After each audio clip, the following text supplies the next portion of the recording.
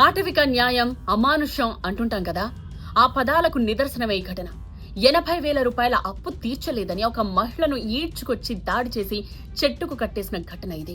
అది కూడా ఆ మహిళ కన్న కొడుకు ఎదుటే ఇదంతా జరిగింది. ఆ చిన్నారి మనసు ఎంత తల్లడిల్లుంటుంది. అసలు తన తల్లిని ఎందుకిలా చేస్తున్నారు, ఎందుకు ఈడ్చుకొస్తున్నారు, ఎందుకు చెట్టుకు కట్టేశారు, ఇవన్నీ కూడా అర్థం కాని ఏజ్ అది.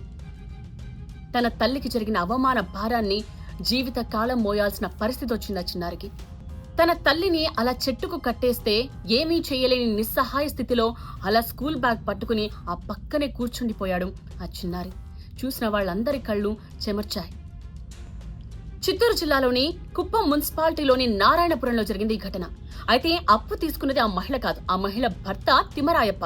తిమ్మరాయప్ప మునికన్నప్ప దగ్గర 80,000 అప్పు తీసుకున్నాడు. తీర్చలేక పారిపోయాడు. అయితే ఆ అప్పును వాయిదాల ప్రకారం కట్టుకుంటూ వస్తోంది ఈ మహిళ. అలాగే తన పిల్లలను కూడా చదివించుకుంటోంది. కానీ సరైన సమయానికి అప్పు తీర్చలేదన్న కోపంతో ఇలా ఆ మహిళను ఈడ్చుకొచ్చి చెట్టు కట్టేశాడు. ఆ చిన్నారి ఎంత గుక్కపట్టి ఏడుస్తున్నాడో చూడండి. తన తల్లిని వదిలేయమని వేడుకుంటున్నాడు. అయినా కనికరం లేని ఆ ఆడవాళ్లు సాటి మహిళను కూడా చూడకుండా ఎంతటి చిత్రహింసలు గురి చేస్తున్నారు చూడండి. ఇప్పుడు ఈ ఘటనపై సీఎం చంద్రబాబు సీరియస్ అయ్యారు.